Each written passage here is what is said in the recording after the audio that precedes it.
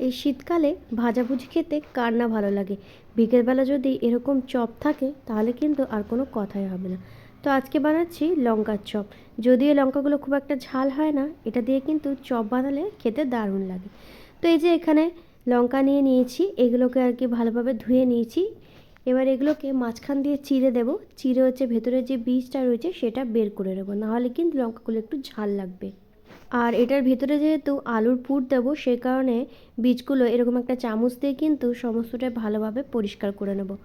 তো সবগুলো এখানে আমাদের হয়ে গেছে, তোমাদেরকে দেখাচ্ছি। দেখো ভেতরে কিন্তু একদম পরিষ্কার করে নিয়েছি। এরপরে এখানে আমি একটা বাটির মধ্যে কিছুটা সেদ্ধ করে রাখা আলু নিয়ে নিয়েছি। আমি এখানে দুটো মতো আলু সেদ্ধ করেছি। আলুটাকে ভালোভাবে ম্যাশ করে নেব। এটার মধ্যে একে একে অ্যাড করে দেবো স্বাদ মতো নুন, দিয়ে দিচ্ছি গরম মশলা গুঁড়ো, পেঁয়াজ আর লঙ্কা কুচি, কাশ্মীরি রেড চিলি পাউডার, অল্প একটু চাট মশলা, ভাজা মশলা, সমস্ত কিছু দিয়ে ভালোভাবে কিন্তু এটাকে মেখে নেব।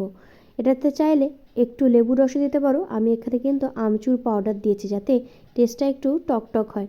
ভালোভাবে কিন্তু সমস্ত কিছু দিয়ে মেখে নেব। তো পুর একেবারে আমাদের রেডি হয়ে গেছে। এরপরে যে লঙ্কাগুলো রয়েছে তার ভেতরে কিন্তু এই পুরগুলোকে ভালোভাবে কিন্তু ঠেসে ঠেসে ভর্তি করে দেবো।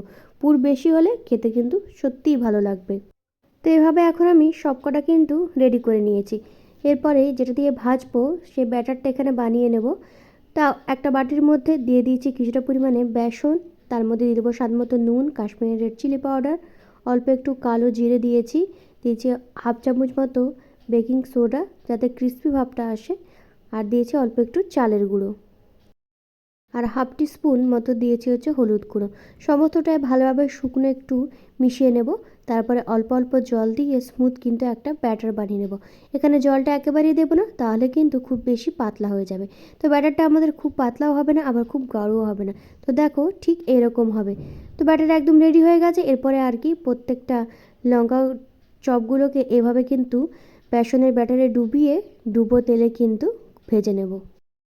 তো কম আঁচে এগুলোকে কিন্তু লাল লাল করে ভেজে নিতে হবে। আর চপগুলো যেহেতু অনেকটা বড়, সে কারণে কিন্তু এগুলোকে আমি মাঝখান থেকে ভাগ করে নিয়েছি যাতে খেতে কিন্তু সুবিধা হয়।